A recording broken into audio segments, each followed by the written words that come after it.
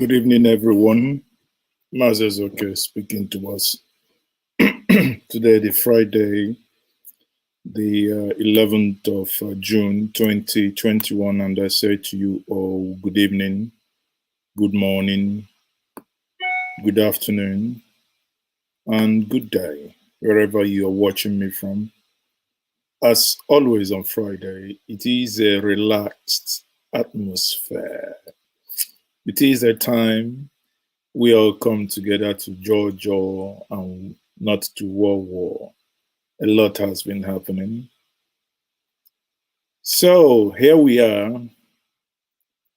Many of you in utter shock are still trying to recover, myself included, trying to recover from the speech of the president yesterday and the content therefrom. I don't want to, because yesterday I sat down for over 3 hours analyzing that. For those of you who have not watched that, you can go back and watch that.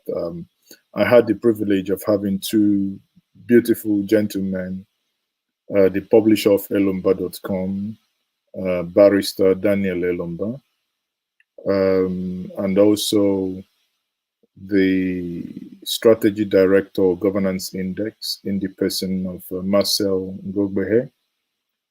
They did fantastic, job, and they were able to deal with that.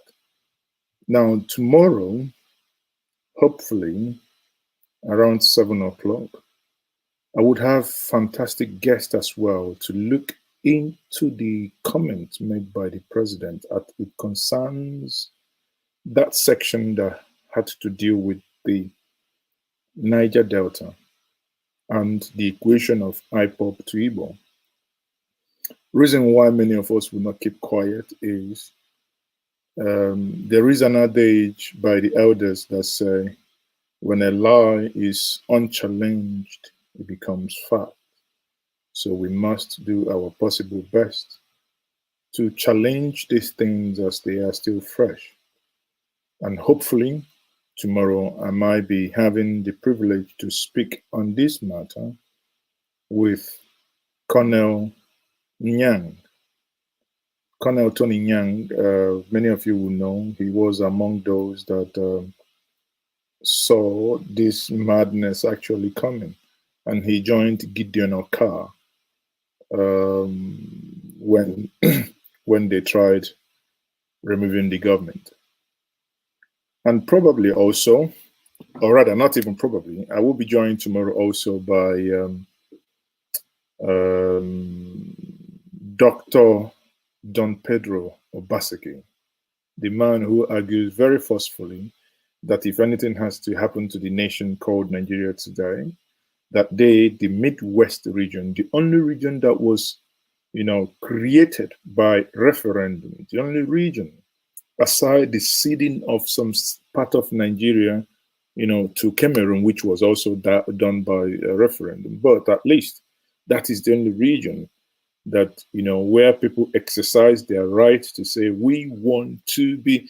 It's quite funny that what people now die for, what people now clamor on a daily basis now, was once the order of the day. It was once done. It was once seen as normal thing to do, not as a death warrant or, something that if you ask about it, then you should be, you should be done away with. So people haven't said that. You can see that I have, then I'll have a lady in the person of the Amazon of the Niger Delta, a big sister. You guys know I have a very big respect for her in the person of Ankyo Briggs. Very intellectually sound lady, a woman of substance. She does not, she doesn't hold back, so she just basically says, I'm mine. And I so much love her train of thoughts. Now, if some of you begin to put one-on-one together, you begin to see that some of these things are things we've been discussing here, but sometimes emotions doesn't allow us to see the bigger picture, because some people say, oh, you are not, you're trying to be political correct. Well, if you don't want to be shut down, you have to say things in a way that they wouldn't hurt, but at least the message will be passed. If not, if a president of a nation could have his Twitter handle removed because of the choice of word, because nothing that the president said is extraordinary, but the choice of word matters. People, when we say that, there are words that if I use them here, of course, by tomorrow morning, you will know this channel will no longer exist. I mean, but again, you can still say the same thing, even deeper, by choosing different words, and they will mean the same. I learned from someone, a lady actually from YouTube. I've been watching her, and she was talking about somebody's death.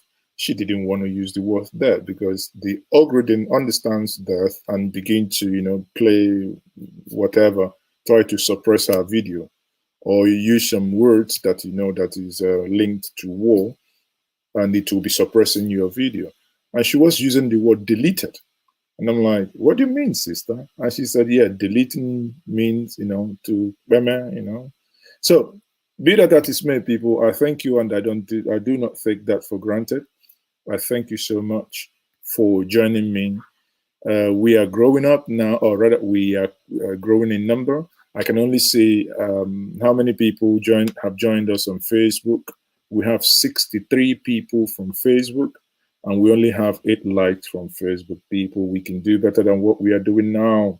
Smash the like button. Just smash it. Make it turn blue. Come on. Many of you like blue stuff. Yeah, me too. That's why I've got blue. But some of you in the other room, you do other things. Anyway, so program might be short today. Reason is we've been told that the president will be addressing the nation again. I said, now wow, there must be some new vitamin in the kunu that they served him, that suddenly he has got so much energy now. So I want to get that level of vitamin as well, so that I can, from not talking to almost over talking. So we're not going to complain. We're not going to complain. It's better you talk, because is when you talk that people will know the line, the train of thought, and begin to, understand, because in talking, you give away some of the strategies that one is using, So let me, before I get into the meat of the matter now, let me quickly do some housekeeping. Now, for those of you who are, if you're wanting to ask questions, I think your questions probably will be more highlighted if one had used the super sticker, So because most times, remember, this is streaming to multiple channels. So the comments come in, they roll too fast. So, pardon me if, if questions are asked and they are not answered. Remember, if you're watching me from YouTube, you're not only watching me from YouTube. We have people on a Periscope, which is Twitter now. Government is going to come after you now, after me now, because I just said Twitter. Whoa. They've just come after me now because I said I'm broadcasting on Twitter. Anyway, who cares what they're going to do? Because Abi Nisho, the Minister of Justice, in the person of SAN Malami, has actually broken the rule. He's the one that taught us that you can use VPN. We see him more because he shared his screenshot. We saw he's using VPN. That's why many of us went to download VPN. So we are learning from the minister. So if the minister, thank you very much. Mudson Wells, you see, that's what I'm talking about here. Mudson understands that, because when you do super chat, it comes in bang, so it catches your attention. Mudson says, when they use this one, drink your own kunu. Is not. It's, because of that, I'm going to do my own kunu. Myself is fermented.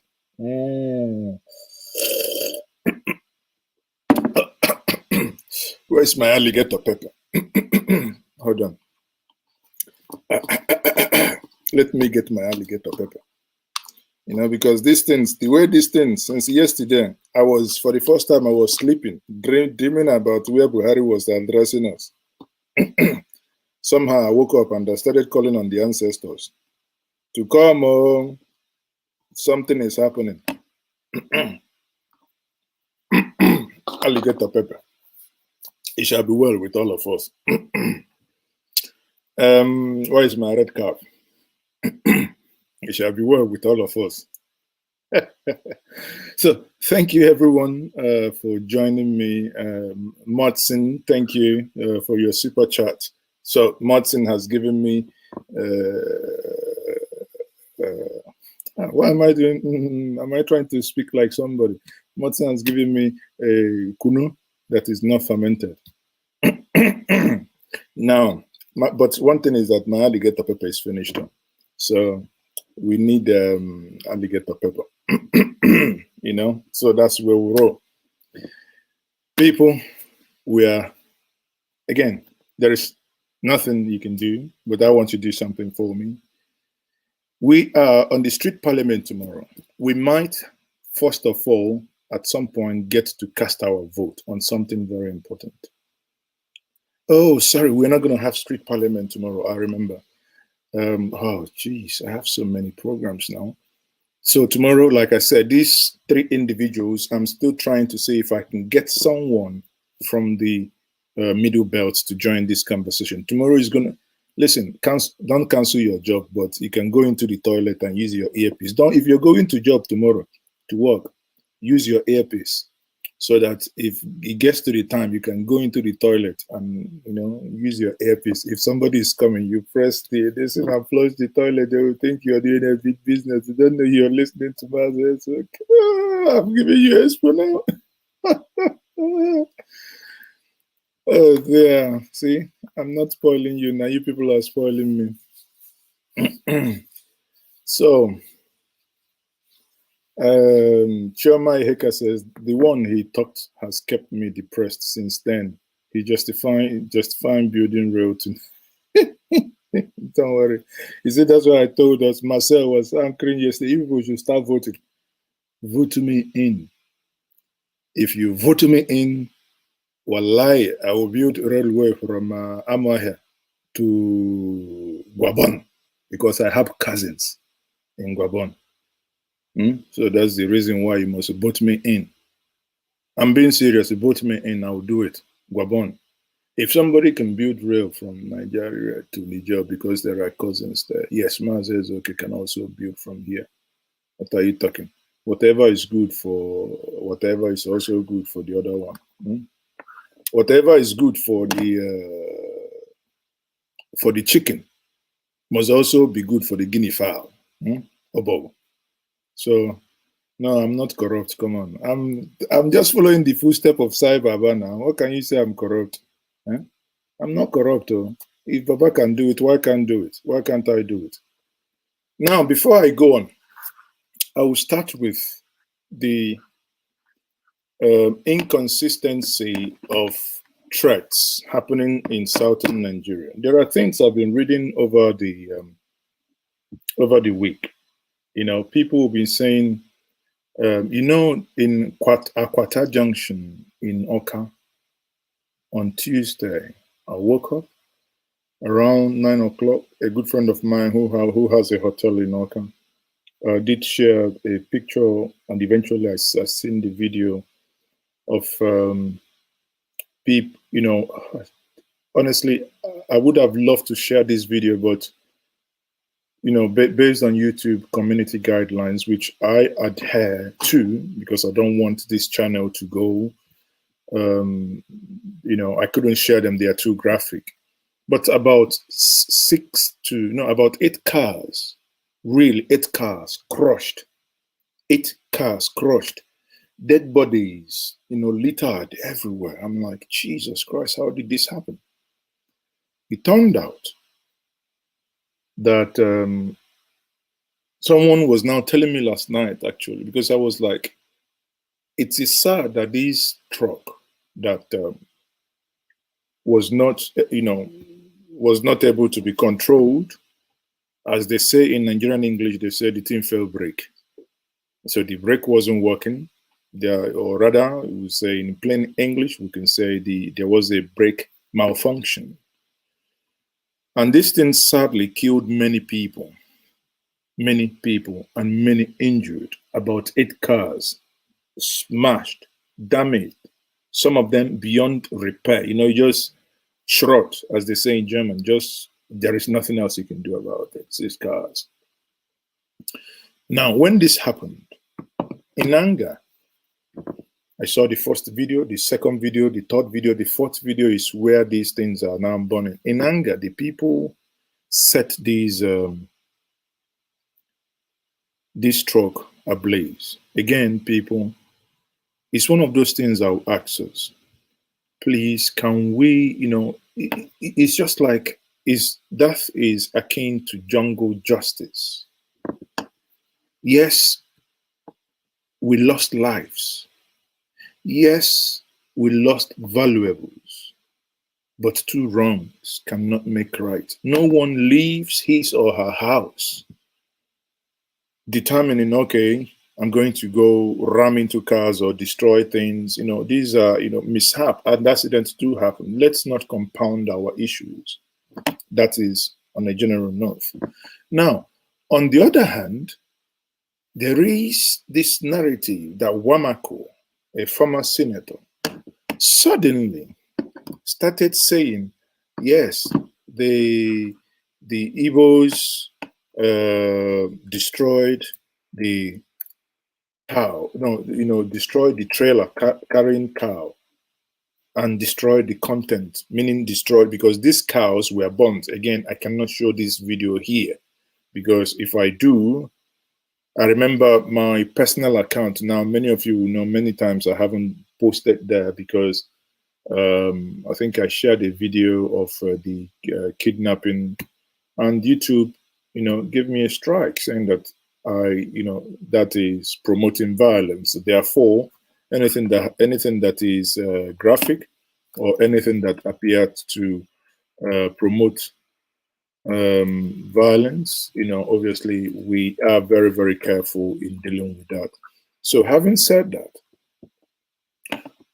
when Wamakus made that statement, he was, for me, that statement was very inciting. It was basically without any iota of details, trying to insinuate that the truck, the driver, and the content all belongs to Northerners. I mean, this is the type of narrative that we do not need at this stage, because everyone and everywhere is so tensed. We do not need a narrative that will add to the flames, to the tensions. Again, like I started, it wasn't, I do not support violence. I've made this video about 2 weeks ago when I said whoever was behind the destruction of properties, especially police stations, correctional services, politicians, their houses. I do not care who is behind it. But again, I argue that that we are not known to be destructors. We are known to be builders. Therefore, that whoever is behind that should stop. And I'm glad that those things are now, because a lot of engagement is now happening. People are being made aware. The argument is there that, is not being done by the people of the Southeast. Again, be that is may, the good news is that things are coming down, and I pray that we continue in that trajectory, because it's only when we have peace that we can talk about investments. So having said that, Wamakus made that statement, condemning blanketly the whole of the Igbo nation, saying they burnt this, they burnt the other one. If you don't take care, we'll start doing something in the north. I'm like, listen, Augusta, you don't threaten people like that, right? That couple of people out of anger did something doesn't mean a whole people will be, rubbished. One thing that he didn't know is the content of that truck does not belong to a northerner. Not a Kanuri man, not an Hausa man, not a Fulani man, not a Mumuye man, not anybody from the north. The owner of that truck, again, is not from there. The owner of that truck is from Anambra, Omonachi, to be precise. You ask yourself, what is the gain in doing such, or rather, what is the gain in pushing such narrative? You might ask, what is the gain in pushing such narrative? Now he has said that and he's moved away. He's no longer going to come back and take those words back, because maybe some people that have heard him say such would have walked away thinking in the Southeast, their lives are being destroyed, their properties are being destroyed, without knowing that information that he talked about is incorrect, and that's not going to help us. You keep wondering why and what is driving such narrative. That's on one part. Now, again, a similar incident happened in Imo State where onion was banned, because many of you who don't know, you might be, so many WhatsApp forums, you might be looking at and seeing a lot of onion here. We ban onion, we do this, we ban onion. You might not know. Again, I condemn anyone who's gone to an onion seller, even be it an onion importer or whatever, and started, looting the onion. Again, what are we looting? Onion. We can do better than this as a people. We can do better. However, having said that, it is also not us. There was something written by the former House of Rep member who was in the APC, eventually joined PDP and became Ohakim's SSG. Is it Secretary to the Government, I believe? So, and this former House of Rep member, Uche Onyagocha, basically he wrote this statement describing the whole madness around this as baseless, and saying that no onion was destroyed. Well, not that no onion was destroyed. He was the one clarifying this, that the onion in question, not that one justifies the looting of onion. I started by saying the looting is barbaric. It belittles us as a people. But having said that as well, the onion belongs to an Imo indigene. Are you saying that? He explained that the truck and the merchandise doesn't belong to any northerner. The tragedy of the onion issue at I think the community's Enyogugu is that it belongs to an Mbise man. His name is Vincent Iko Tuonye Ugueke from Omo Awada, Onitsha. Ihitembise LGA. No, sorry, Ezinehite. Are you sounding like somebody who is addressing a nation? Ezinehitembise LGA. Again, he says the truck is owned by the man. His two drivers, who are northerners, had lodged in a hotel before the incident. They were basically sleeping. They packed their distance. The onion truck, their owner, the looters are all Ndimbise. Ndimbise on a full hand here. Honestly, if we must make progress, we must tell ourselves truth. Ndimbise here, you didn't do it right. I don't know Mbise people as looters, and not, in fact, to even talk of onion looters. They say not that you support crime, but as they say in our place, even if you want loot, now only you go loot. Mbise, thank you very much. Plain man speaking. Thank you very much for the super chat. Okay, so the program tomorrow is supposed to. Okay, I've seen a question saying what time is the program tomorrow? It's supposed to be 7 o'clock, but I will reconfirm because we'll see the stream created. Reason why I will reconfirm is that it will clash with a program already planned with Nina's. Nina's, tomorrow is June 12th. So we have series of program planned tomorrow. Reason why we don't want to say some of them out until they start is we don't want DSS to jump fence. They like jumping fence. The type of fence they jumped in what's it called? Where is Barrister Jofo's hometown again? After jumping fence, they denied that they didn't jump fence. He jumped fence, took somebody's car, shot somebody. The person died. You burnt the individual. You issued a press release that you didn't know what was happening. Hey, wow. I don't know what of. Please bring alligator pepper because I don't want something to. Alligator pepper has a way of reducing when you are angry. Our ancestors are wise. When you're angry, put alligator pepper in your distance. It will bring temperature down. You see? It will bring temperature down. Alligator pepper. So, like what I said, now, again, here, these are two incidents that occurred in the Southeast and been tagged as, is in the news and portraying the Igbo as a people that hate others and doesn't allow others. It goes contrary to what we stand for. We are a fair-minded people.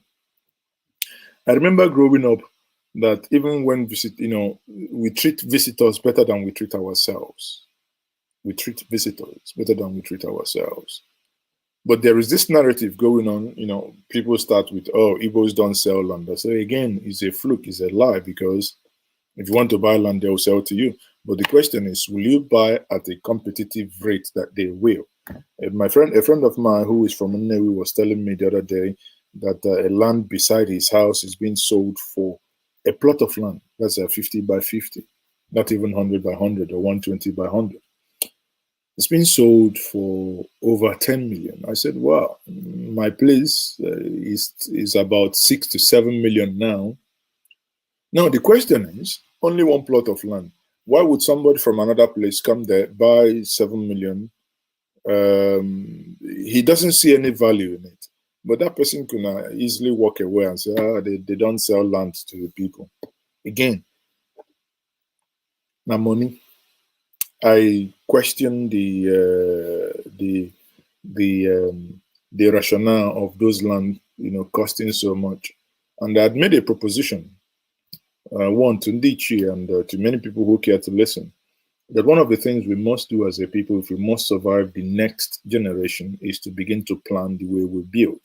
And part of it is to begin now to change the concept of Ipuobi. That means every male child must build a house. It's not going to help us because eventually you're not going to have any land to build upon and the land is going to be more scarce. You might not even have a land to cultivate anything. If not for anything, what the president said yesterday, making that analogy a dot in a circle should bring any Southeasterner, or rather any Igbo person, to a point of deep thinking. Again, the strategy behind and what could be done as a people to make sure, to kind of build consensus now to think, okay, something got to be done here, that we would need to begin to think deeper if this is the perception, if this is how we are being viewed. And these are things that will then start happening offline. Sadly, I will have to disappoint you. It's not something that will be discussed in the open because it's about a people and their future.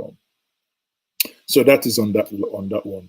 Now, to wrap up this segment, you now look at it and I say this narrative, and part of the things this platform does is to begin to correct these false narrative, because if these false narratives are not challenged over time, they keep repeating it, you keep regurgitating it, and people will at some point begin to take, for instance, the 1966 coup was called an Igbo coup, even when so many writers said otherwise, even when some of the participants who are not in the Igbo said, no, no, no, no, no, no, no, this goes, the narrative goes contrary to what we were, what we set out to do.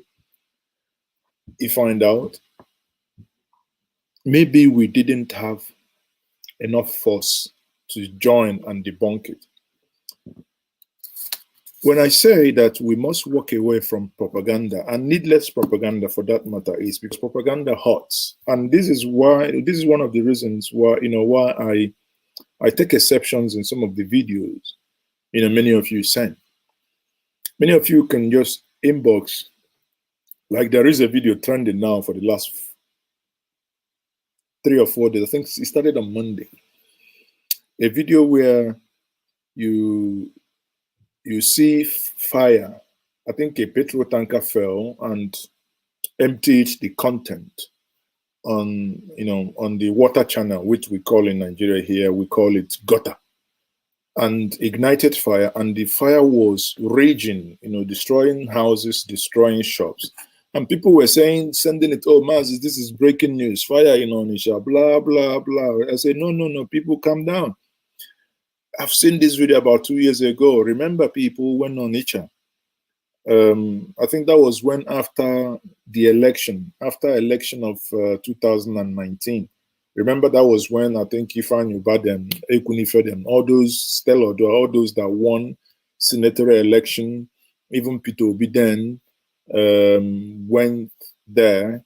Many people went there just to consult with the people. Even Odumeja, no, again, not Oduha Eja, because of sorry, Edumo. Even Oduha Eja also went there. So at the end of the day, fake news hurts. Fake news hurts.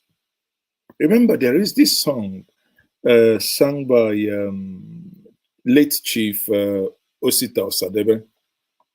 He said that there was this king, Nena, I think if you Google it, I think it's called Nenago, Anyafroziago. When a king, every time he shouts, oh, lion, lion, lion, or is Odom? No. Tiger, tiger, tiger. And the people would come, run, and he said, no, there was no tiger. He thought it was a joke. So the day the people, or the day there was real tiger and he was in real danger and he was shouting tiger, tiger, tiger, everybody kept quiet. Everybody kept mute. Everybody thought, nah, so the man, they shout. Every time he go open mouth, they shout tiger, tiger, tiger. You see? And so tiger take the man do lunch, dinner, breakfast, whichever one. But the main thing, like in the case of Jonah, there was a swallow and tiger had a meal. So at the end of the day, there was a eating. Okay? So when we look at all these things, we'll find out that there is need, in as much as a narrative is being there is effort to correct a narrative, but at the same time, there must be commensurate effort to ensure that false narrative is not, that false narrative, doesn't take over the air, because no matter how you look at it, it hurts us. Another point is, there was a time, there was this issue of rape. And everybody was like, many of you that watched that video will know, where a girl was violated beside a stream. And everybody, it happened in Burundi. Yeah, the Fulanese are doing this. Whoa. Listen, people, there are free tools. Reverse image, for instance. You can download it if you don't know it. You can, sometimes when you get these images, before you disappoint yourself by sharing or engaging in fake and propaganda, you can use some of these free tools. One of them is Google Image. Go to your App Store or your Play Store. You can search them. The other one is Reverse, spelled REVERSEE.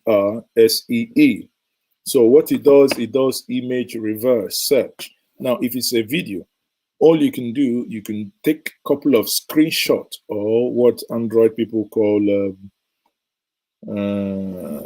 screenshot is snapshot, whatever you want to call it. You can research, again, you're already on the internet. You can search these images yourself many times, over 85% of the time. You will see the image and see the first time that image was published.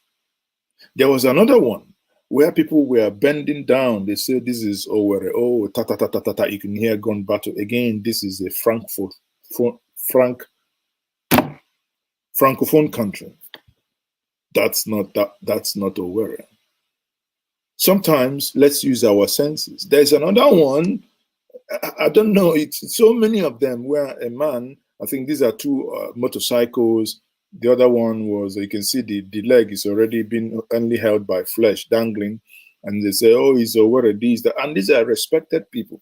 But when you do an image reversing search, you found out that that's actually not even Nigeria. But common sense would have told us, if we were patient enough to have taken time to look at sometimes the plate numbers, like there was another one, they said, there was this shooting, they said, oh, the Imo State governor is being shot, he's been, look at the number. The number, basically so bold, black, tells you spot on. You don't even need to watch further. This is not Nigeria. And many of you, we must also learn to take corrections because it appears if you're not engaging in propaganda, sharing of useless fake news, that you don't, you're not, how do I, now I'm sounding like somebody who is giving a presidential speech. If you're not giving some this, you're not. But at the end of the day, this evening, because it's, it's a Friday and it's a hangout. So let's start with these ones, because at the end of the day, these are things that can hurt us. But we can be smart. We can begin to look at things. We can, listen, we have a big playing field made for us. Let's be smart and deal with it. But the details are not what we're going to discuss here. So,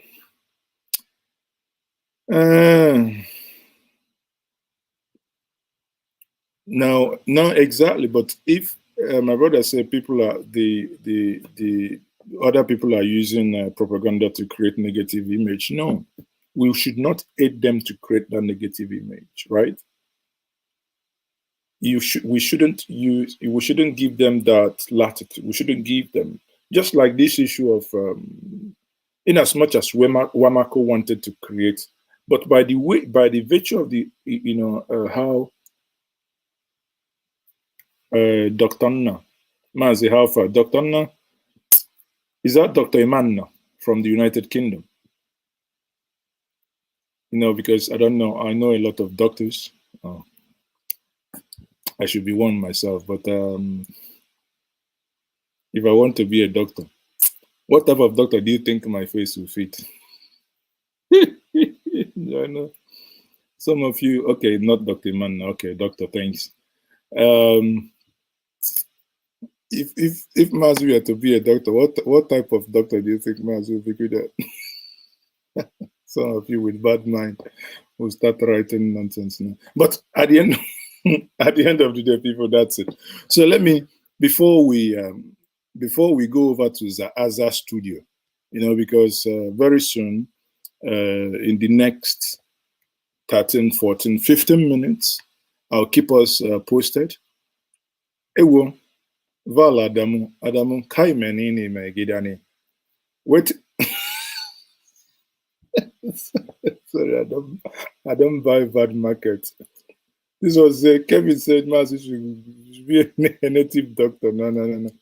He said, that's the problem. My problem with, I don't even believe that native thing works. So if not, if I don't make money, you can imagine, yeah, rent making works. And we we go and get patent. Wallahi, now the day where they do inauguration for Joe Biden, I'll tell them to pay me $3 million. If not, the rain will go beat them. Or go to construction site and do something. Lazy. How can somebody say, I can say woman doctor, but which one is a woman? Some of you are mad. Oh, we may say that will be a gynecologist. Anyway, I can be a gynecologist because a gynecologist is a ecologist who is a guy man. How about that? So, native doctor, no, veterinary, how about? Unless I'll be eating only animal, bush animal, maybe, but a nurse. It's even getting worse. Oh dear. So for some of you who are asking about the image app, let me show us something. I think if not for anything, let it be your takeaway this evening, please. Help us to see the app. Oh, it's not. Hold on. Let me see. The app is. It's this China phone. That's easy. But let me write the name on the comment section. Hold on. I called the name River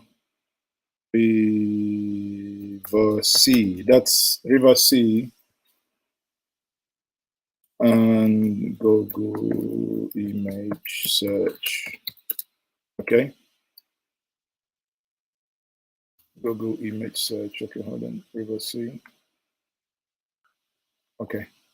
So the two apps that I mentioned here is, sorry, pardon me, I made a mistake.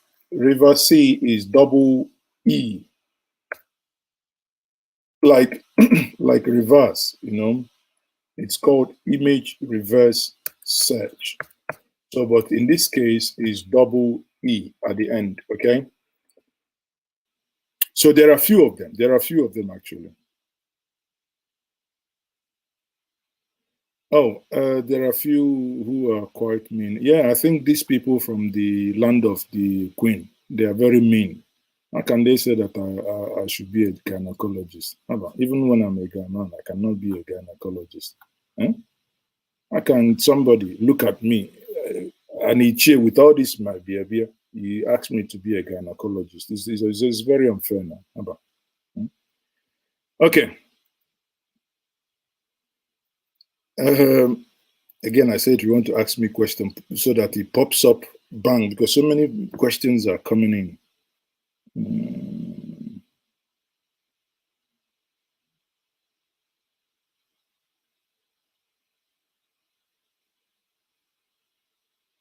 Okay, no, of course, this program is going to be a very short one, okay? So it's one thing I will do before I let everybody go.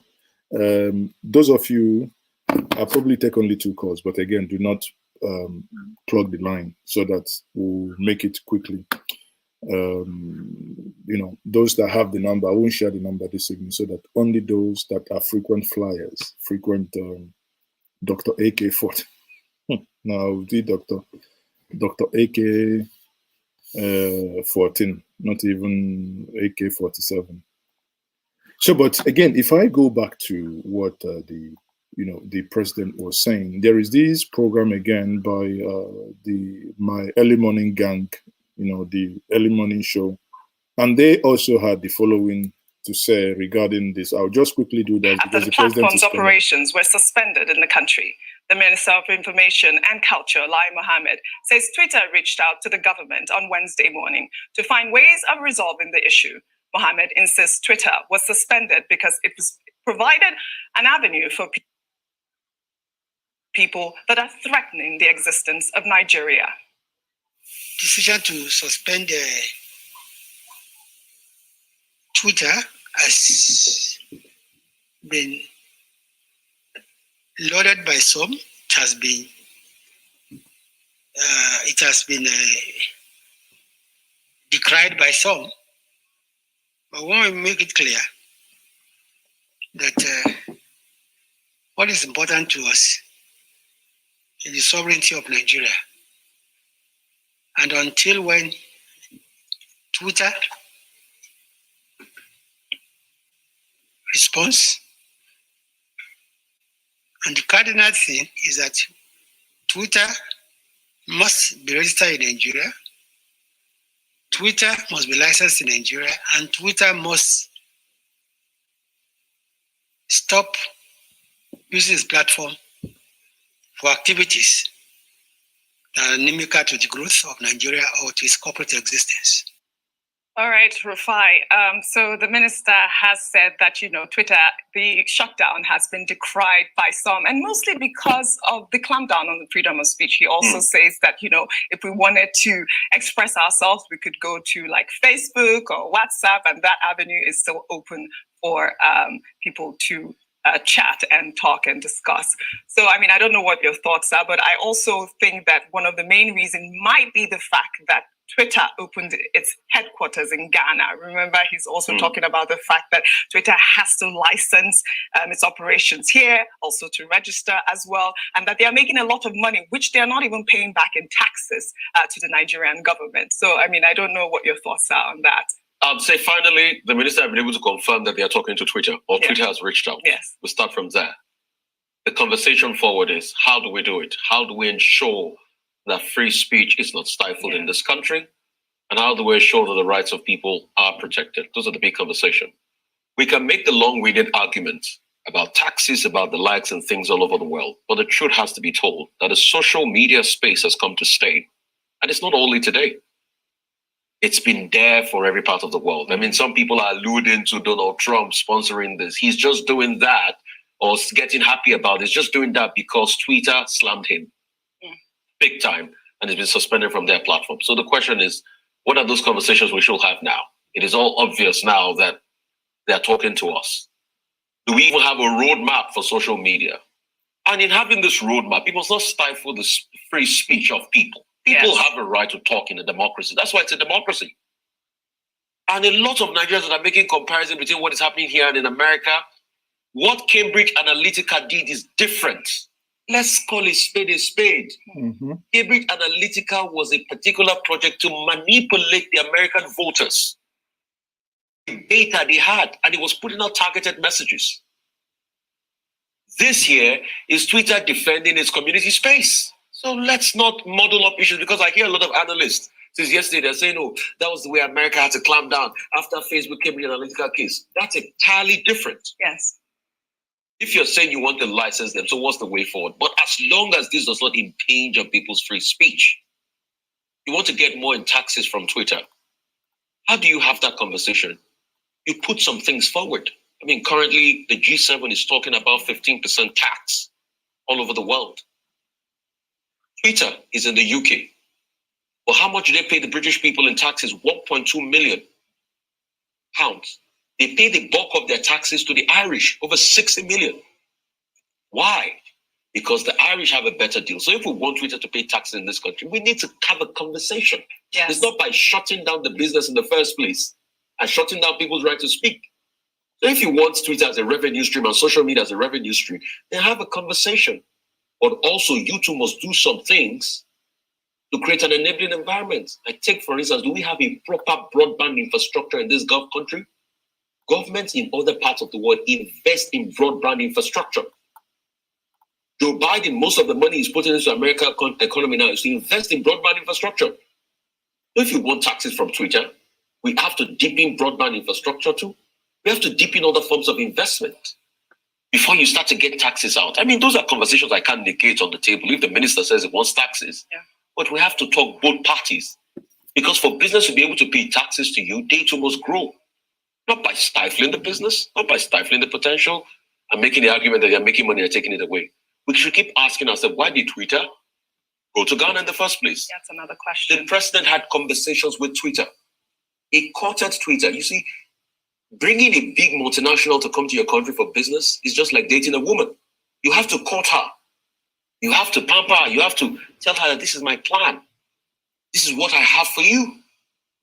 So we need to now start courting those big corporations. Yes. But it's not by this slam approach. All right, let's bring in Dr. Abati and Tundu into this conversation. Dr. Abati, it's great that the Nigerian government has open conversation with Twitter now. What are your thoughts? I don't know how much time we have, to comment on that.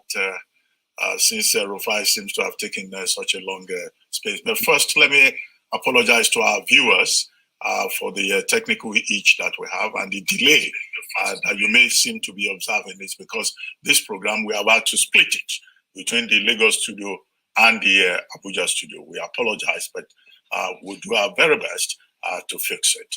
Now, to come back to you, Ezeoke, I think there are some takeaways from what has happened between the Nigerian government and Twitter and what is happening. The first point is for us to realize that Twitter is first and foremost a business.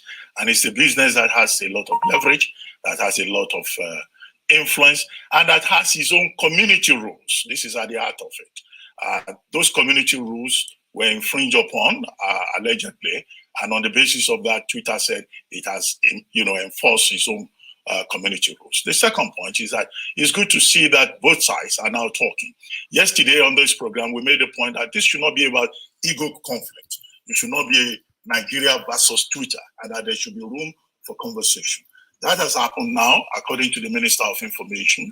So diplomacy on the part of Twitter, and then, of course, the Nigerian government also now has an opportunity to save its own face, whatever the issues may be. 3, with regard to freedom of expression, the Minister of Information has made it very clear that there are other platforms that are available to Nigerians. There is WhatsApp, there is Facebook, according to him. There are other platforms that can be used. Well, the question is, if you restrict access to any platform at all, whether it's print or broadcast or electronic, that in itself will be considered an infringement on the people's rights. The fourth point is a point that everyone has made about the legality or constitutionality or otherwise of the matter. But as we said yesterday, we hope that this will be resolved and it will be put behind us.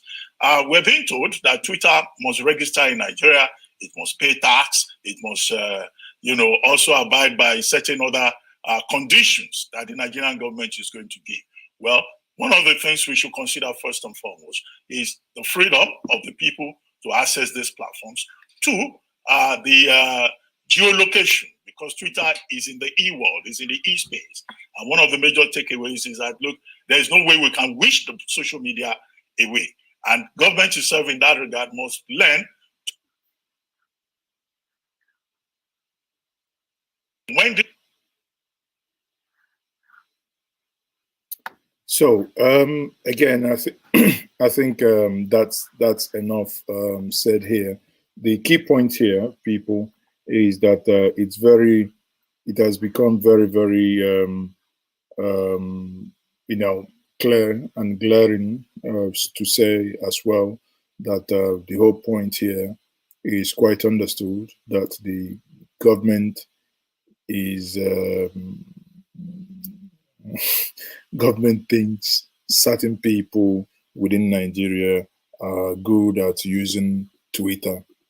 That's a reality that you and I cannot run away with, because they think that certain people or certain regions of this government. But one thing, if I'm watching the president's speech yesterday, and one thing that really struck me was that he would, a man, a president of a nation, that he for 1 second believed that those who came out to engage in EndSARS protest actually did so to remove him. And another key takeaway is that he reaffirmed and confirmed that about 30 soldiers were retired, because obviously he didn't deny, nor did he correct if it was erroneous. And the saddest part was when he now said that he has got some kind of support from the Niger Delta that the Igbos will not be given access to the sea, and the tragedy of all, which I believe as a president he should know, and part of the thing this platform will do to keep correcting these errors, is that equating IPOB to Igbo. These are not the same. They are not. An organization that you have a fraction of Igbo as members does not automatically mean that every Igbo person or that a race equals an organization. We cannot allow ourselves to be belittled or be brought down to that level of unnecessary comparison. Okay, so because that is very, very dangerous. Honestly, people, I must say, that is very, very dangerous. I think, hold on. Okay, I was just hoping that the interview is come online.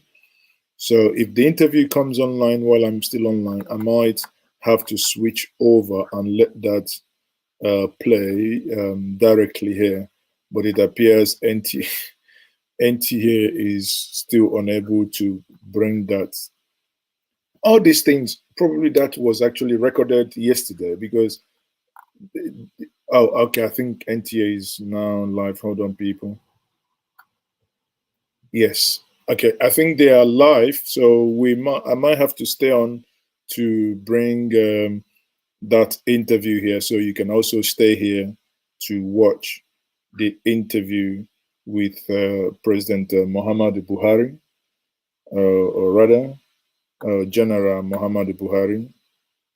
So you can stay around here to watch that as well. I'm trying to, we're trying to get. I'm not sparing anybody. Okay, so they are live now. Vast. So we would be. So it is a known fact that you inherited these challenges of security from previous administrations.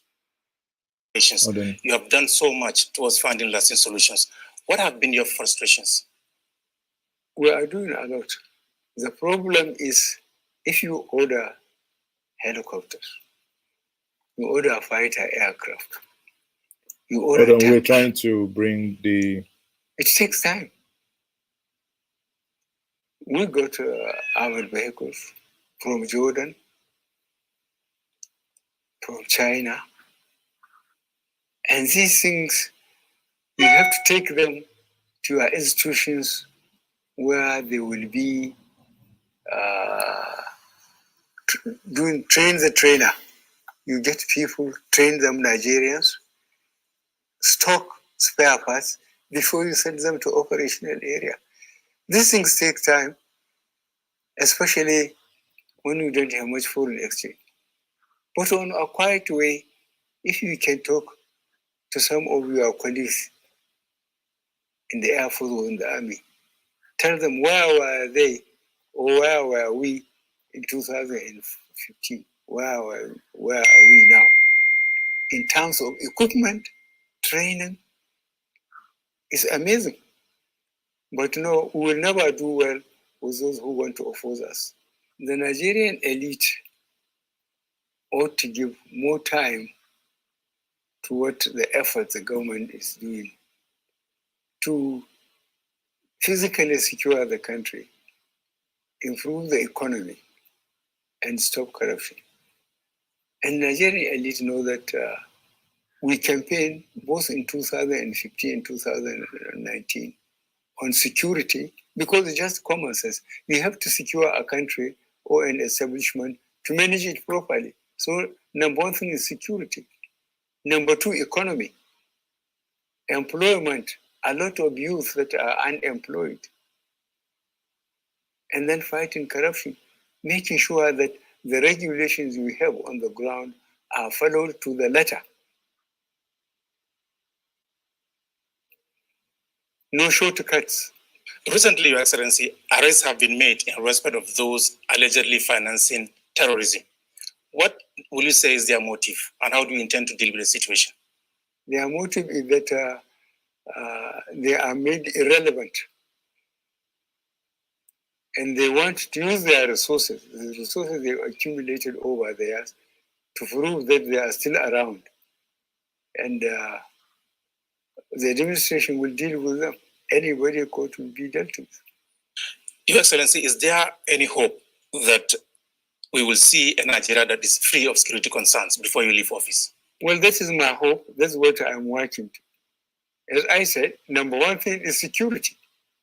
If you don't secure the country, firstly, people will not invest. That was why those who organized answers, I sent all the ministers back to their constituencies. Constitutionally, the ministers represent their states. I said they should go to their states. Let them speak to the governors. Let them speak to the political leaders. Let them speak to the traditional leaders. And very importantly, let them speak to the youth.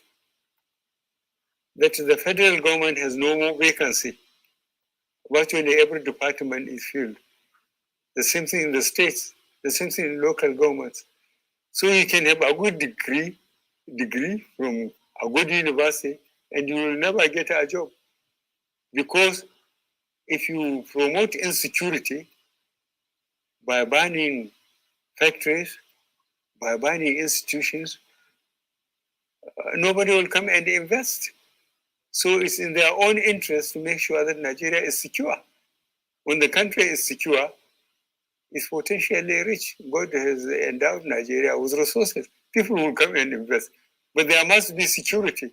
There must be stability.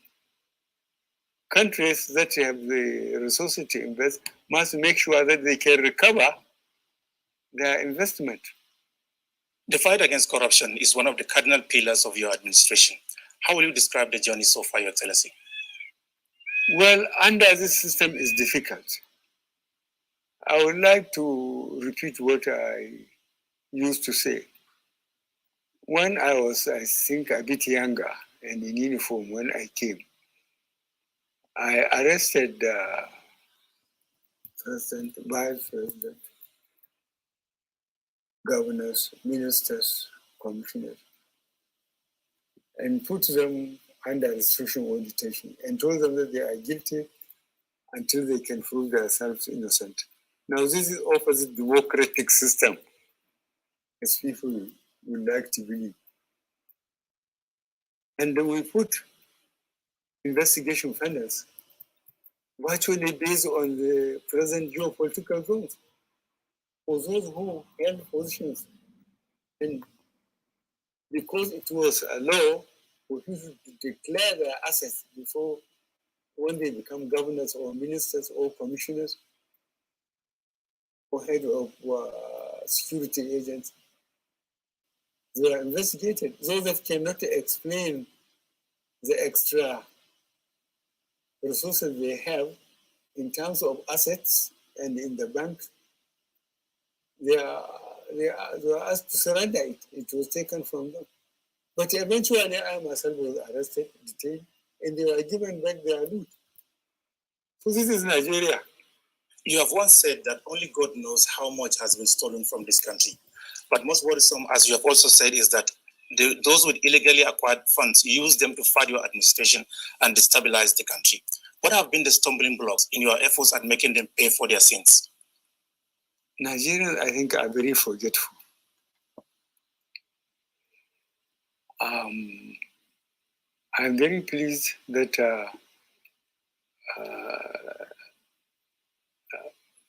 the majority of Nigerians, what I believe, think that this country, this administration, under the circumstances, are doing their best. But, it's a capital but, people whom was appropriated funds, a lot of them were elected members, either at state level or at federal level. And their base still value them.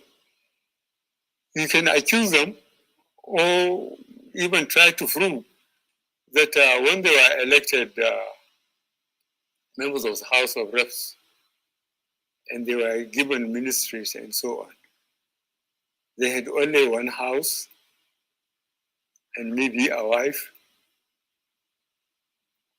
But now they have several houses in Abuja, maybe in Lagos, and maybe 2 more wives. So really, if you try to work out their legitimate salary vis-a-vis their expenditures, they will be embarrassed. That's what I mean. You have had cause to make a strong case for the establishment of specialized courts to fight corruption in this country. Do you believe that is still necessary? Yes, to save time and to convince Nigerians we are serious.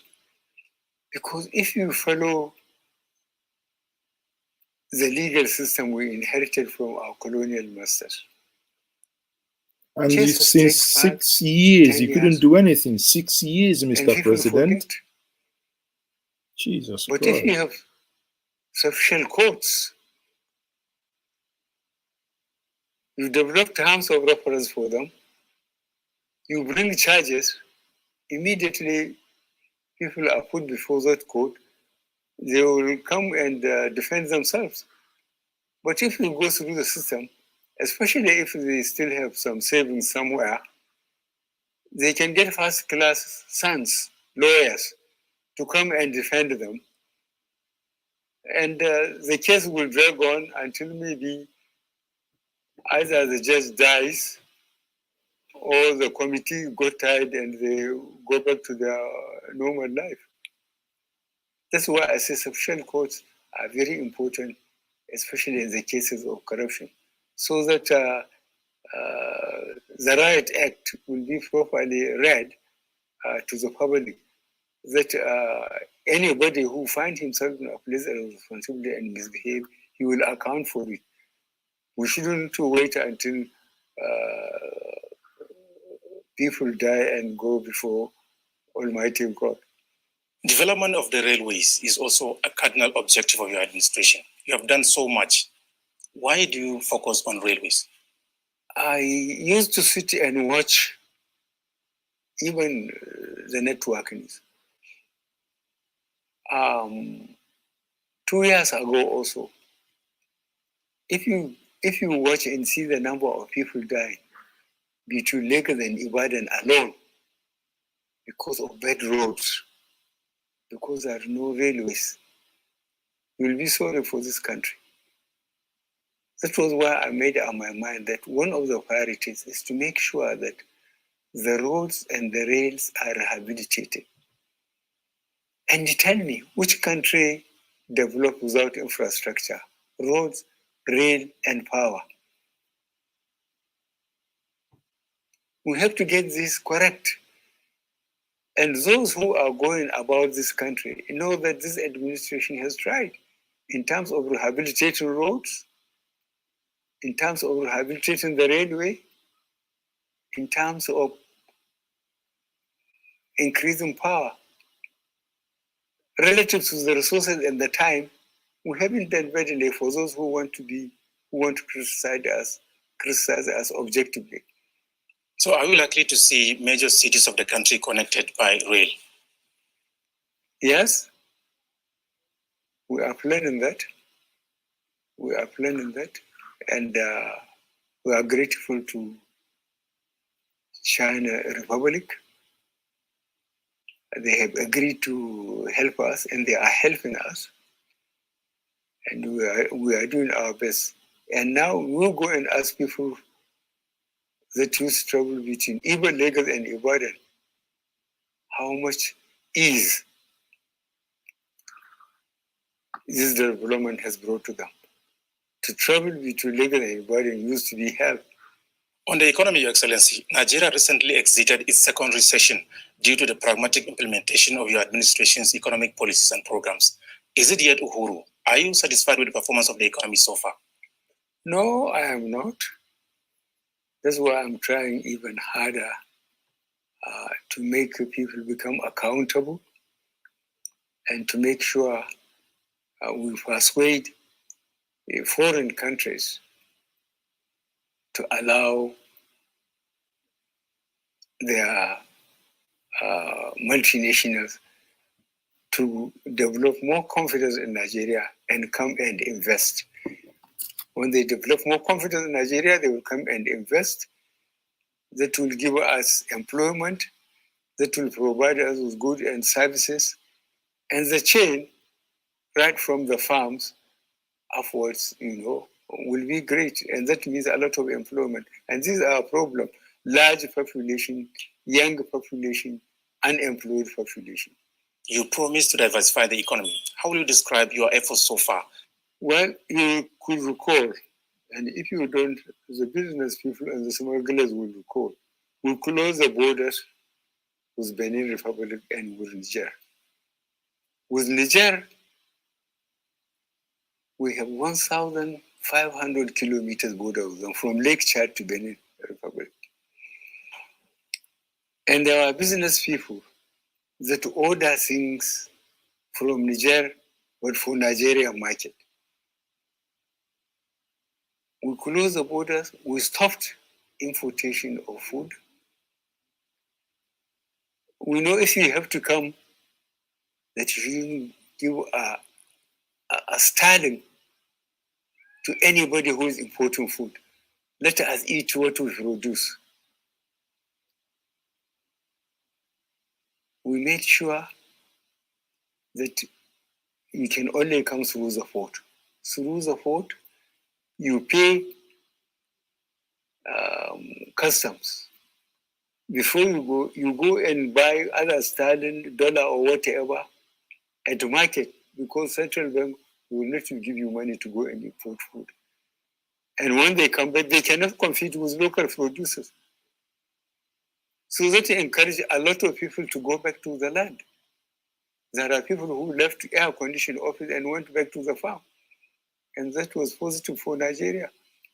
Now our own rice is fresh and is available and is competitive in the market. I think this is one of our major successes. You're also doing so much in fertilizer production. Why fertilizer? Yes, because we want productivity. And productivity means that people can get food, basically.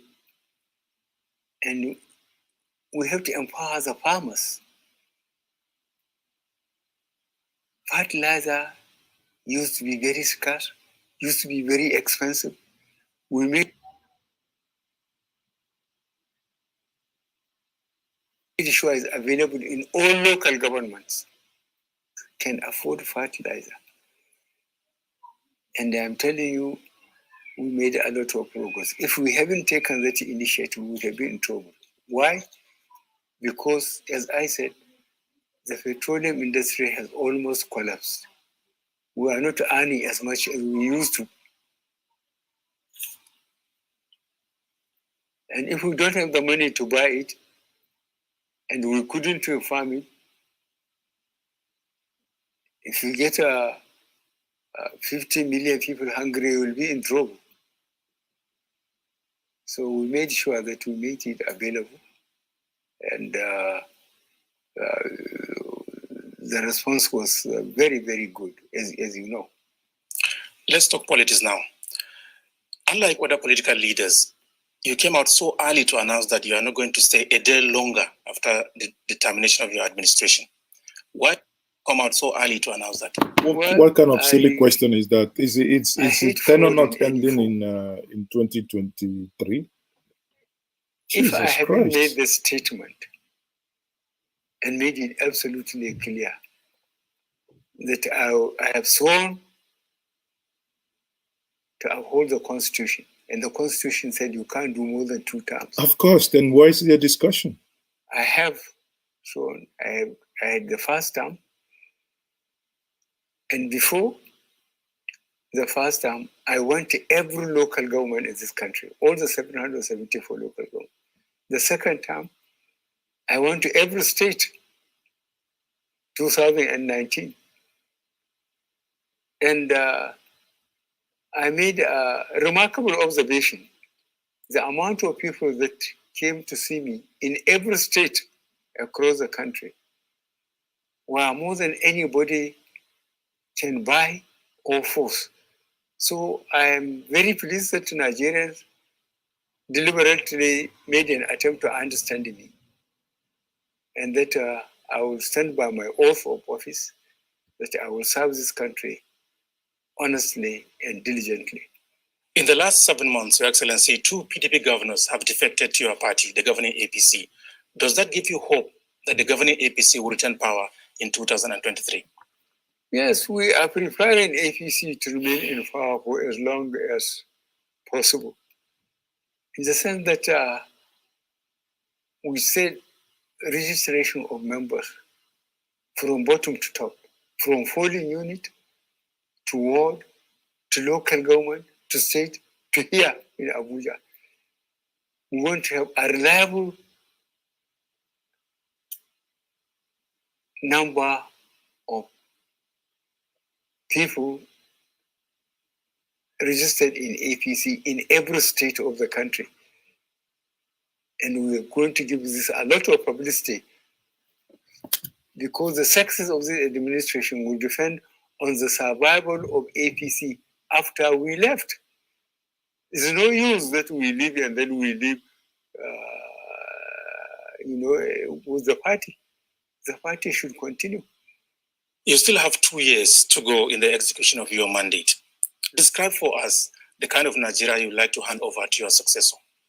I would like to hand over a secure, prosperous, confident Nigeria to whoever succeeds me.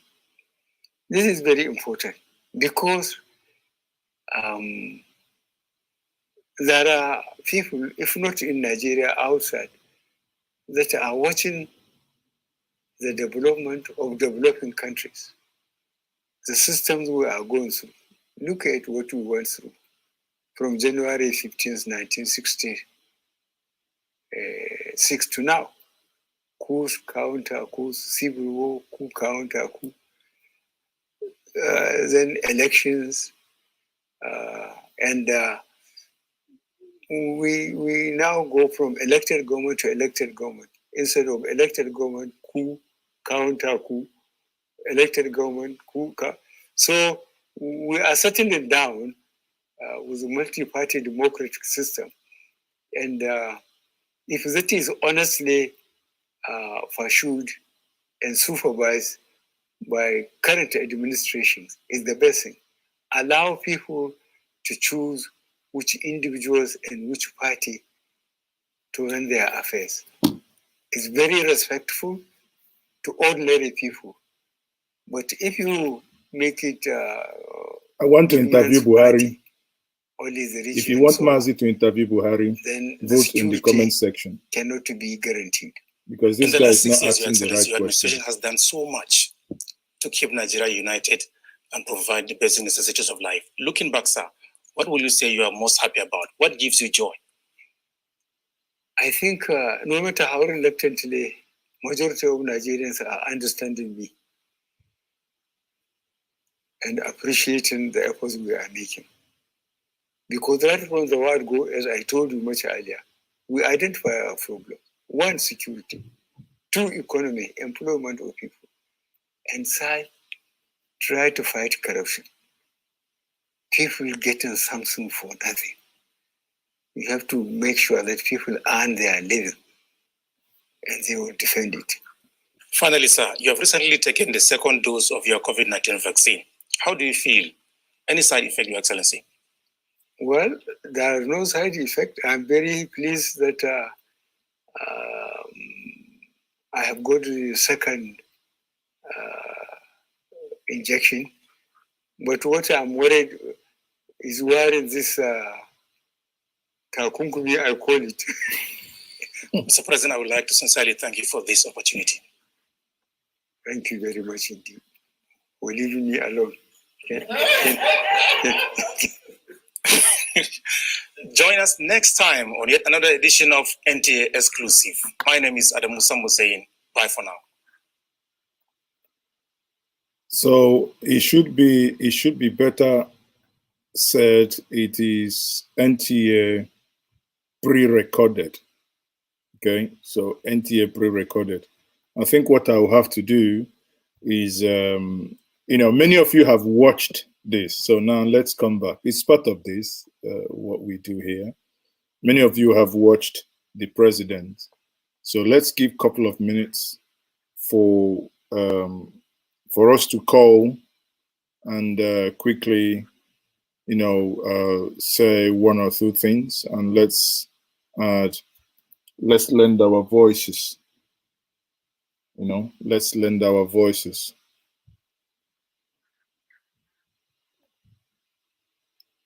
I don't know what is happening suddenly. Okay. Can you hear me loud and clear? Because for some reason, I don't know if it's the president. Stop talking. Not. Maybe after watching this interview now, it's not interview. I think my mouth is corrupt. Honestly, my mouth is corrupt. I cannot even say things properly, because I think this interview is very recorded. All right. Have you voted? I'm voted, yeah. Okay, so I'm happy I'm voted, yeah. tell me your feeling after voting today. Yeah, after voting, I'm feeling okay. What I want, I get it on the result. I'm getting the party I want is the one going on. Thank you for that. What are you expecting from these people you voted? I'm voted, they can do what you want, and then when they want, what they want, inshallah, we're happiness more. So, are you happiness more now? Because you can hear and you can do what you want. I have my first caller on the line. Good evening, Maazi Ezeoke here. First caller. What's your name? Where are you calling from? Can you make your contribution straight to the point? Good evening, Maazi. My name is Emeka. I'm calling you from UK. Okay. My contribution is just on that embarrassing interview that I listened to. Megida, are you not happiness more? No, I was actually I was miffed. I get a many problem for my ear. They selling meat? Can you hear me well? They hear very well. He say they selling me meat. No, I'm not saying that. I was just miffed that the interview. It was, and again, this just goes clearly to show you that, because I overheard you saying something while the interview was going on. You said something. Do not equate IPOB with Igbo. And that's my problem, or not really my problem. So that's my issue I have with people like you that are in the mainstream politics of Nigeria. And I'm not trying to diss you for being. I mean, you have liberty to choose which side of the divide you want to go. But my issue is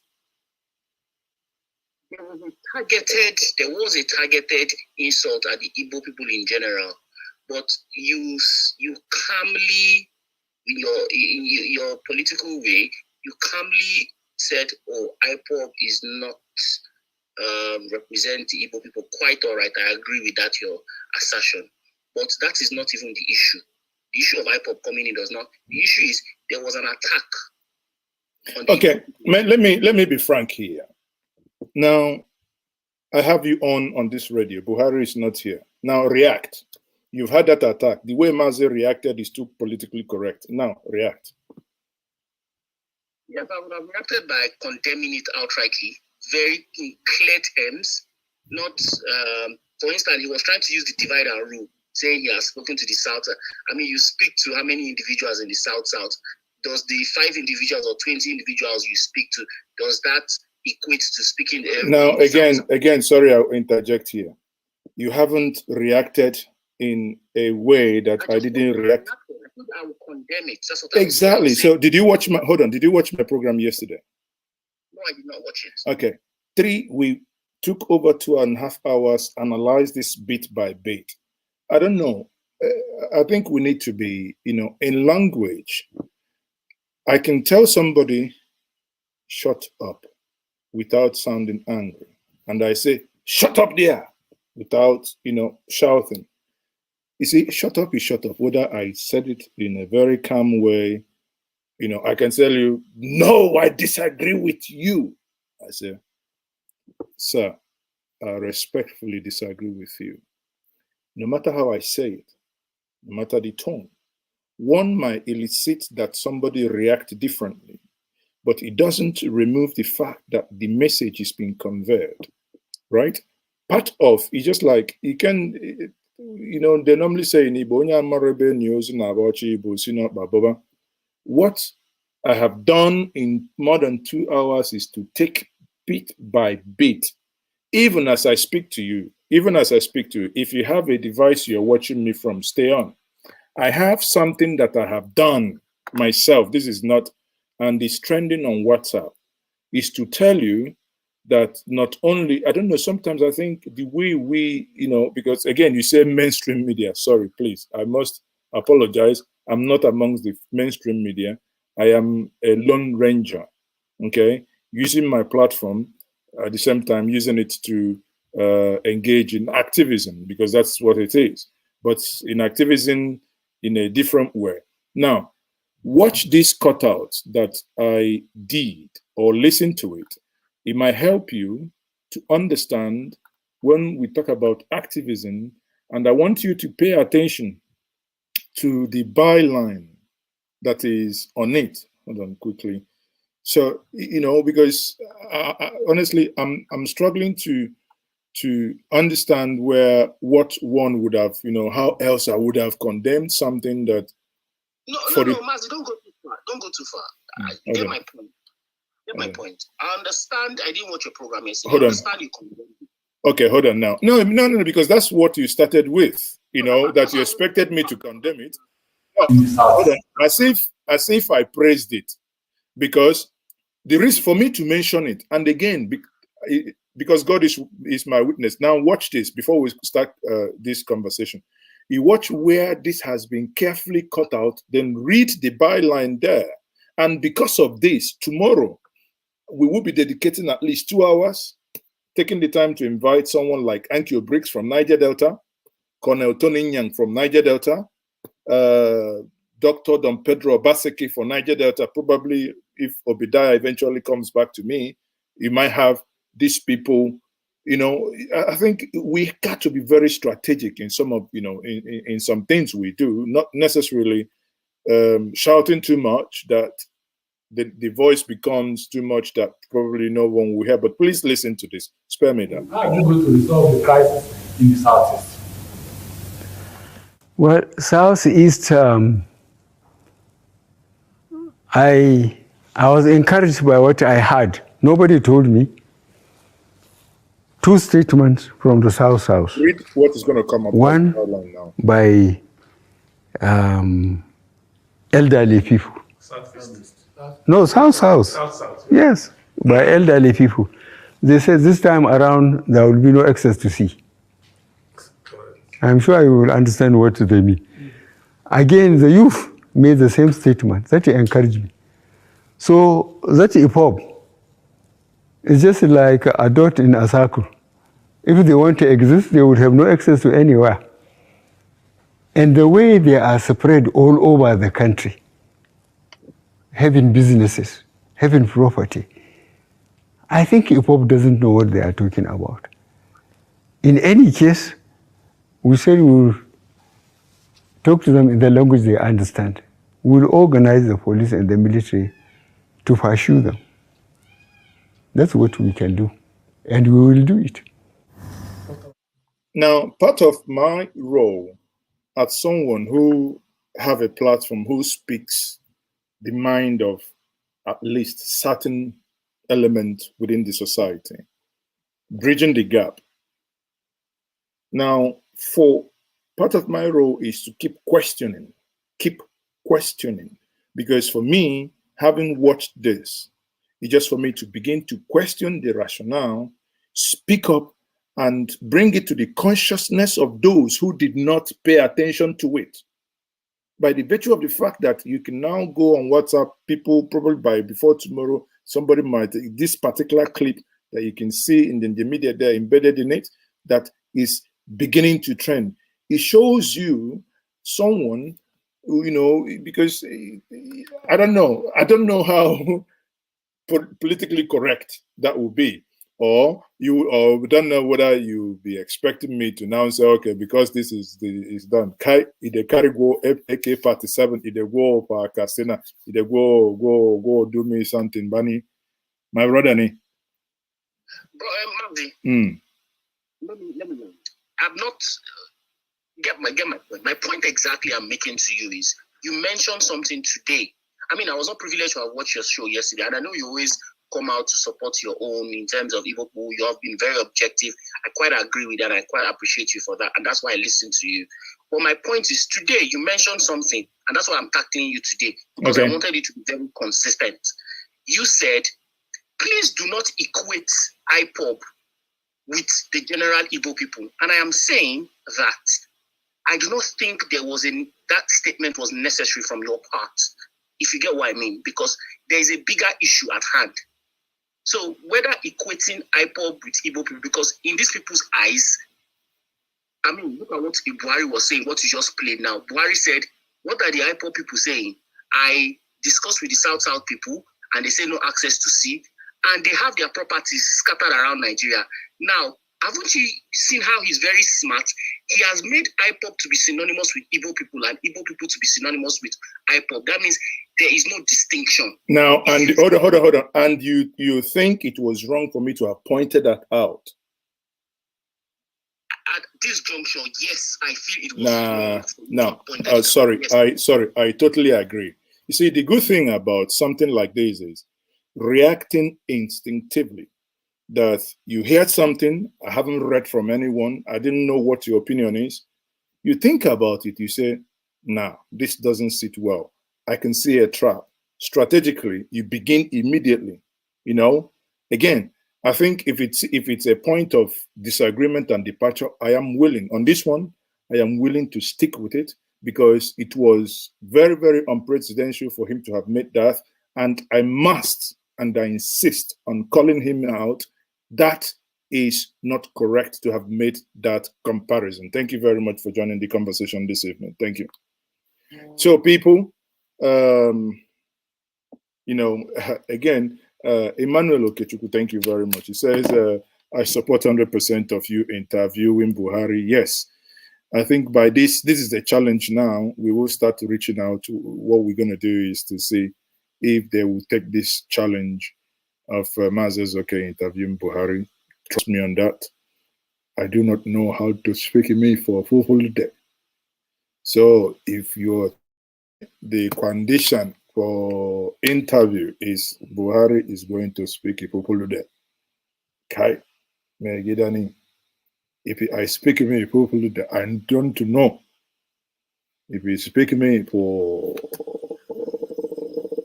I don't know. Okay. I don't know. So people, guys, like and share the video, like and share the stream. So let's take one or two more calls, then we can call it a day.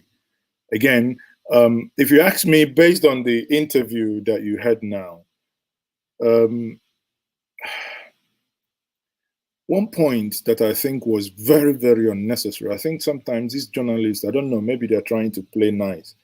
There was no need to ask the president that he made a comment he wasn't going to stay beyond 2023. He wasn't elected to stay beyond 2023. Therefore, the question was irrelevant. If he stays 1 hour beyond, it's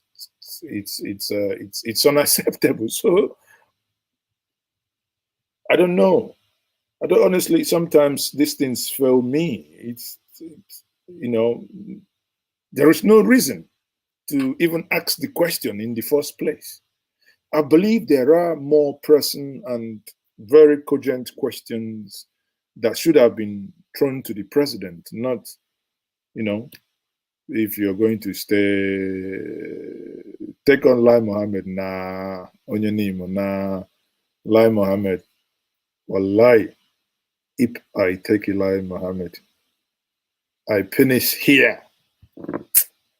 I fit no remember my name because if he finish Lai Mohammed, if my data is a kwam, he say, Daddy, good money, he tell me, Kaini, it's not money, it's happy to know.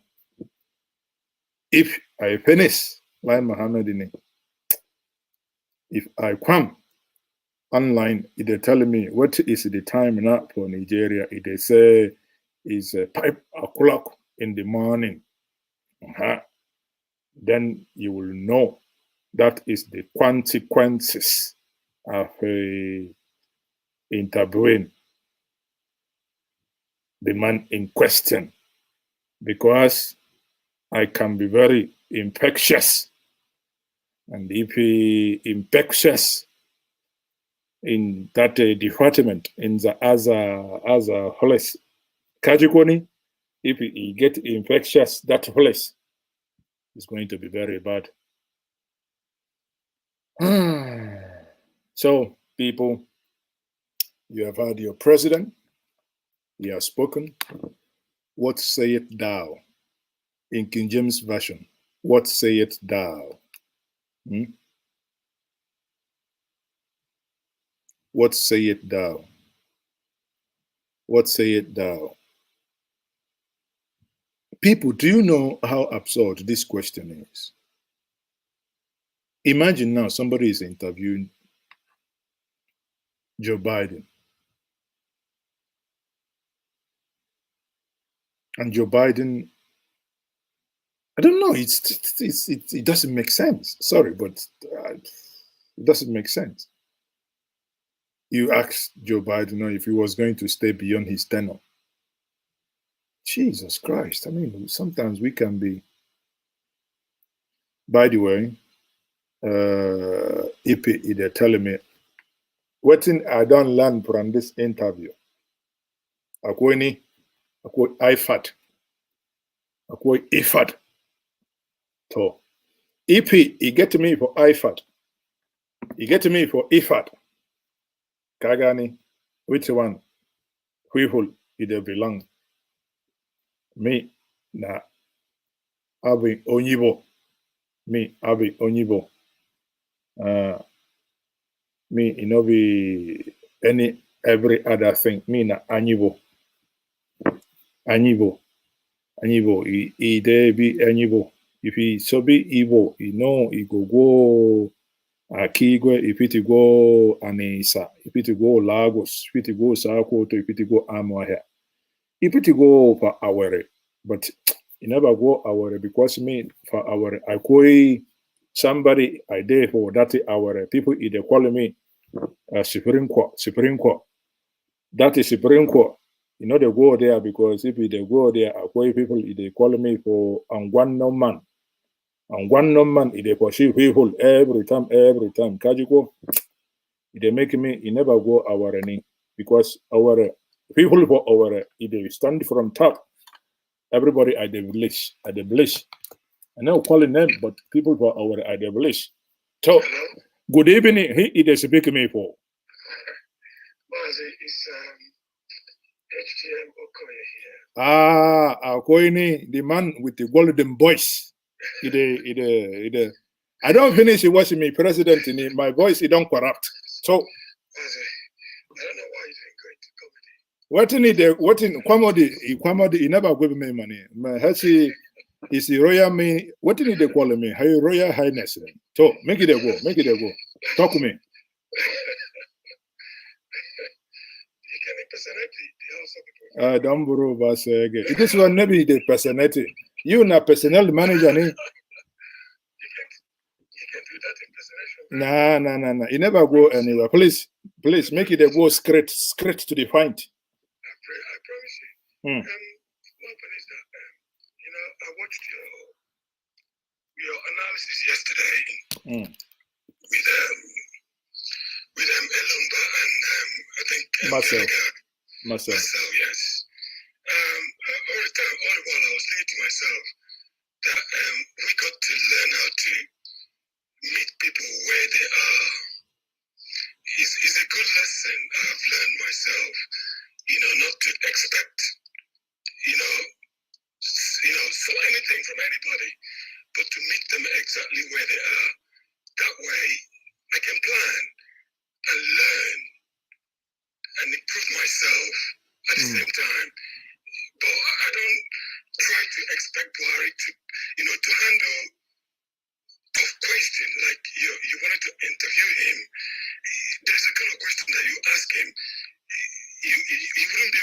answer it because he cannot handle maybe his brain power, his memory is not there as it used to be.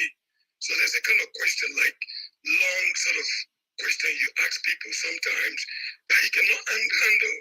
So he can only get away with this kind of short questions and easy questions. For him to at least say something instead of not saying anything at all. That's all you can get.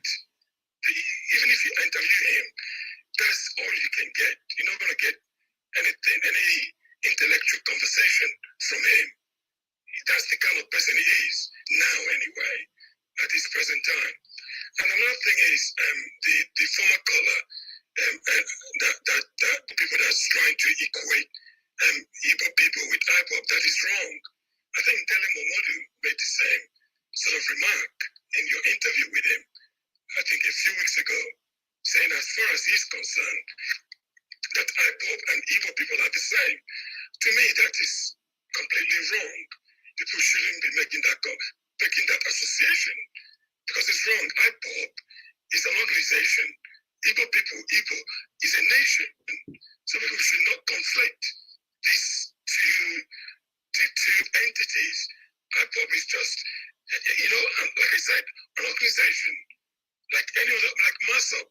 You see, what people don't know is that, again, even if when you read the comment section, people think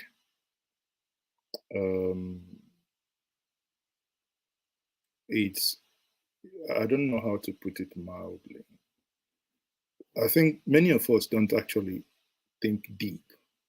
I'll start with that. I think every Yoruba person would be offended if you equate the Yoruba World Congress that is leading the Yoruba agitation with Yoruba Nation. It's not. You can decide to be a member of the Yoruba World Assembly.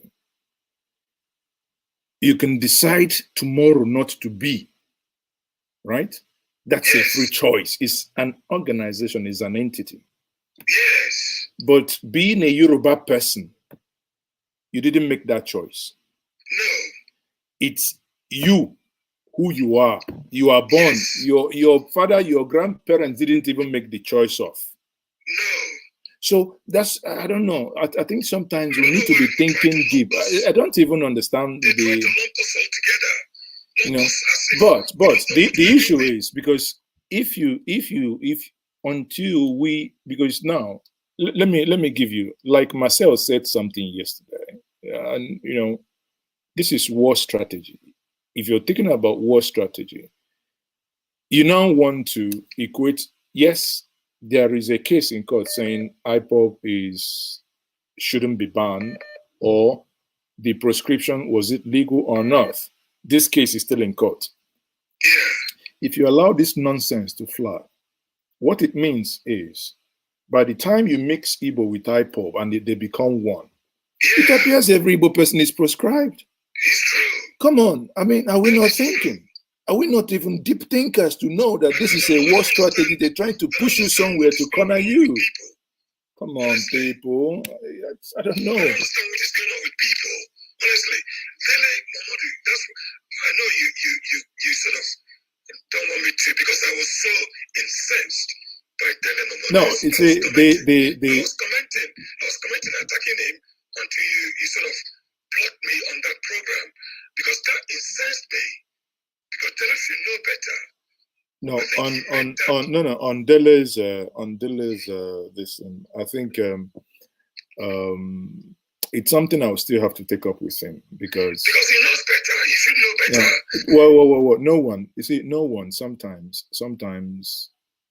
people don't pay attention to some of these issues until you point them out. Okay. Again, and it is very. Let me tell you, for non-Igbos, they might be watching now thinking, why are you guys making a fuss out of these things? No.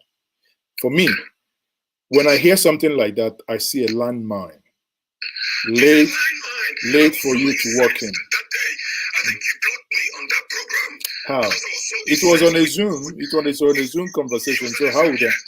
But I was blocked because how? I was attacking Dele. I was attacking him, trying to. So hold on. On a Zoom, you joined the Zoom. How was it? I was so incensed, you know. So how were you blocked in the Zoom?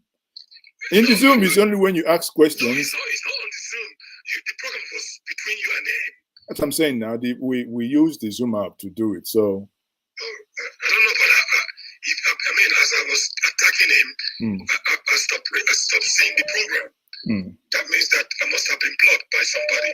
Maybe your staff did that. I don't know, but I didn't continue with anyway, the program. I think before people start misunderstanding this, but again, whoever is watching, I want us to be more strategic. IPOB is an organization and that has the right to do what they are doing, and within the confines of the law should be protected.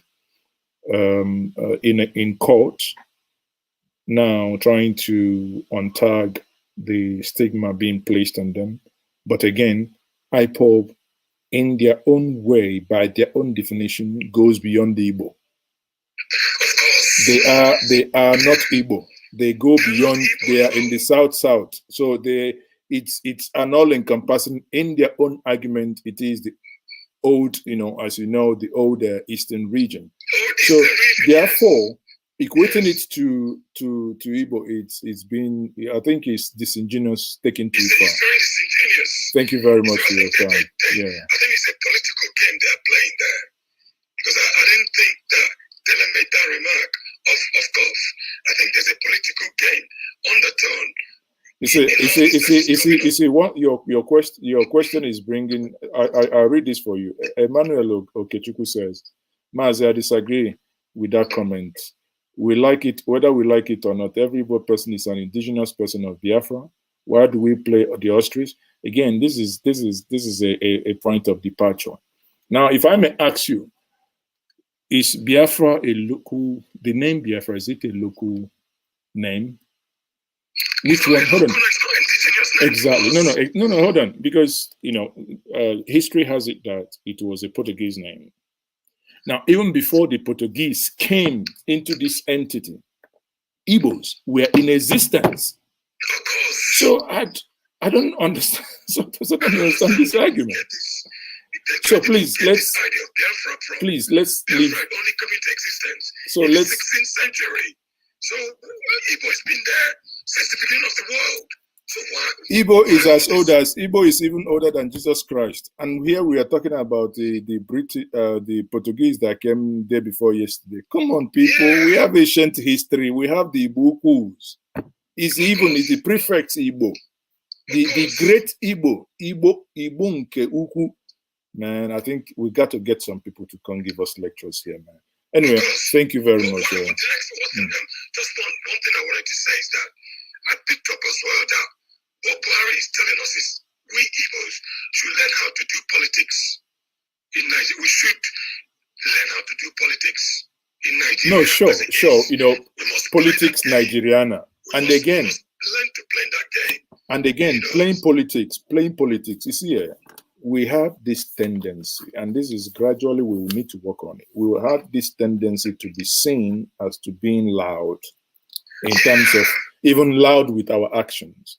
It doesn't mean we need to now deny ourselves. No, it means we need to be. We have to learn how to play the politics. Exactly. We can do it. We can do it because that's what the Fulanis are doing and succeeding. And to an extent, the Southwest people are doing the same and succeeding. And why wouldn't we do the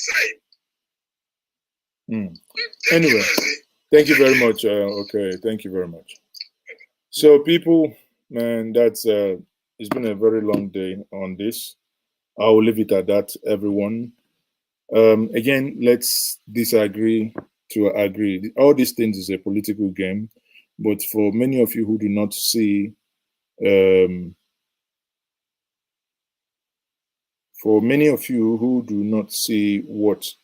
the landmine that is being laid before us, it is, it will be a tragedy.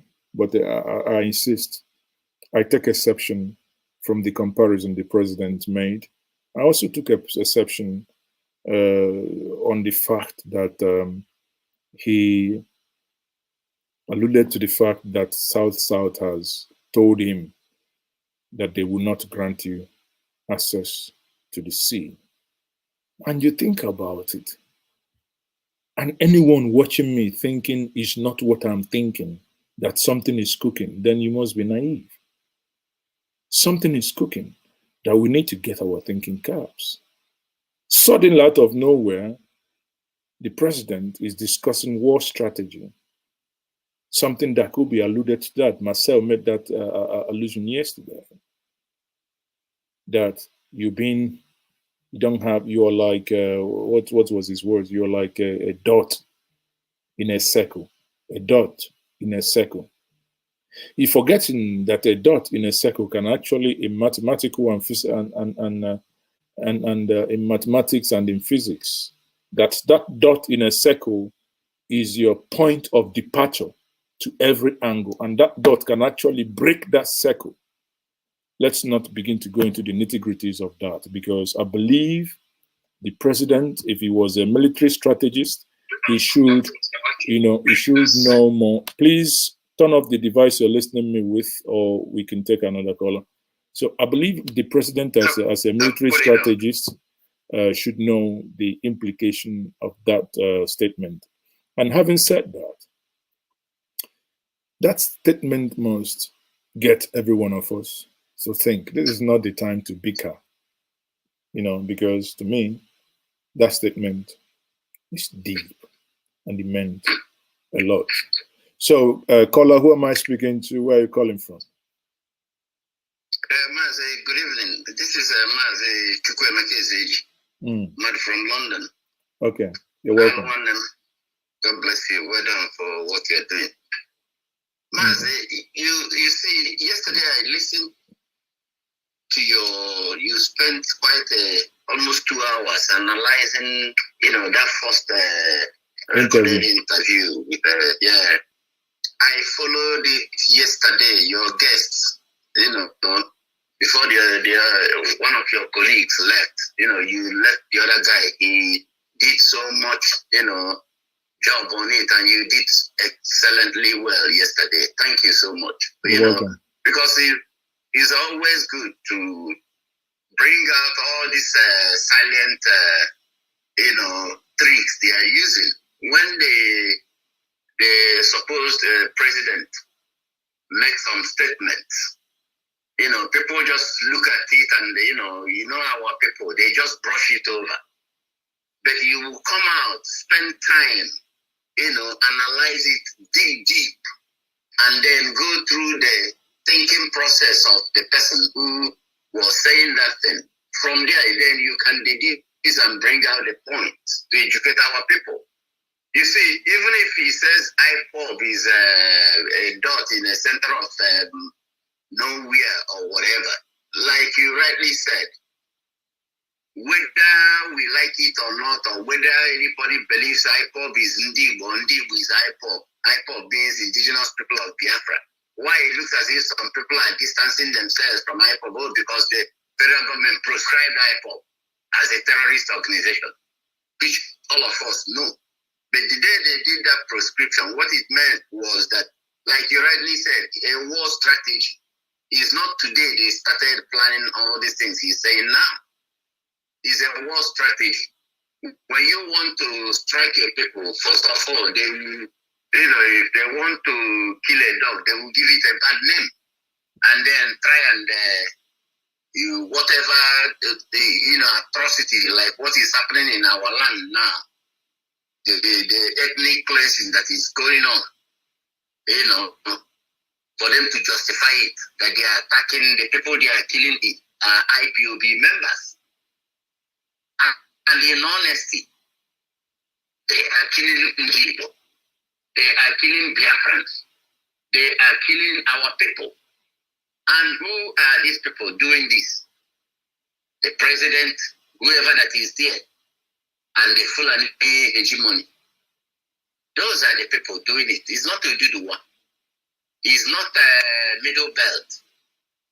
It's a very well orchestrated plan to exterminate us. The reason why this man came back is this thing they are doing now. All of a sudden, when Jonathan was there, nobody would say, oh, there was anything called Fulani, bandits all over Nigeria, killing, massacring people from north to south, east to west of that Nigeria, of that place called Nigeria. The answer is no. That is the truth. Because we are all living. It was only Boko Haram that Jonathan was battling with.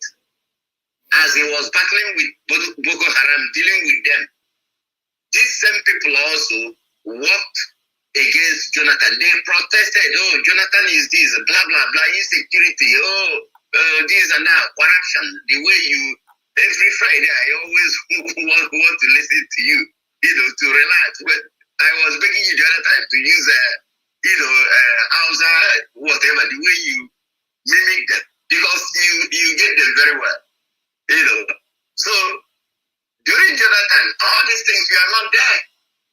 And the same people now are the people who were protested that Jonathan should leave. That, insecurity, this, that, Jonathan said, for me he doesn't want to spill a blood. Okay, blood can you quickly round up, please, so that... So, what I'm saying in essence is that it's time for all of us to be speaking with one voice. We indeed, whether you're a member of IPOB, you're not a member of IPOB, as long as you come from that place called Biafra land, whether we believe in Biafra or we don't believe, or we say indeed, whatever we call it, we that come from that place, we should understand the common enemy we have and the plan they have for us. When we come together and be speaking with one voice, I listened to Dr. Chukwuemeka Ezeoke, his interview on Arise TV. He did an excellent job there, because they will tell you unknown government, and they will attribute it to ESN, attribute it to IPOB. But yet, those same unknown government they are talking about, people have come close to them, try to speak with them, they don't even speak Igbo. Even those ones they caught, or the ones that went and freed people in the prison, where they call them in CCTV camera, and none of them were Igbo. So these are orchestrated things to make Southeast ungovernable, so that they will use it politically to kill our people and tell you, oh, they are killing IPOB or ESN or unknown government. It's not our people. You know that, I know that. We should understand what they are doing to us, so that we will be speaking with one voice, than to give them any leeway or any gap for them to keep killing us. Because when we, all of us, speak with one voice, it doesn't matter whether you're a member of IPOB or not. We the Igbo or we the Biafrans, if we speak with one voice, it will go a long way, for us to be safe. Thank you, Maazi. That's what I did. Thank you very much. Thank you very much for your contribution. So thank you everyone for being a part of this show.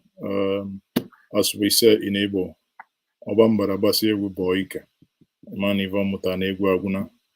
that note, I think it's time to begin to get ready for the other room. People, let us all disagree to agree at some point. I do not take your time, your dedication for granted.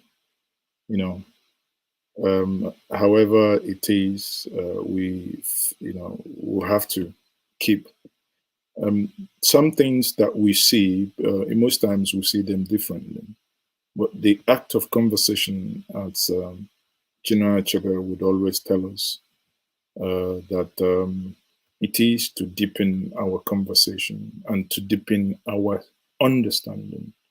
So eventually, as time unfolds, we'll read maybe from people and hear from people more in the next coming days.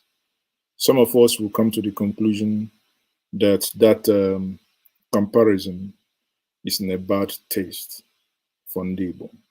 For me, I maintain I have no apologies for those who may not understand the implication of that statement.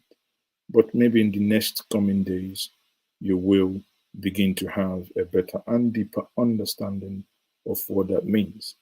But tomorrow, we're still going to do more on that. We'll still talk about it. And I will let some people, eminent people from the Niger Delta, to join me and to also share their understanding of that statement. Like I said at the beginning, tomorrow I will be having people like Dr. Don Pedro Obaseke from Benin, and I will be having Ankyo Briggs from River State, and also Colonel Anthony or Tony Nyang, who was amongst the Gideon Okar who, eventually he was freed. Sorry, any person calling me now, I can no longer take any call. So we are finished with today's program. You can join us tomorrow if the Lord tarries. On that note, I will say thank you for all your support. You can kindly share this video and join us tomorrow as we have that conversation. Thank you once more. Good night.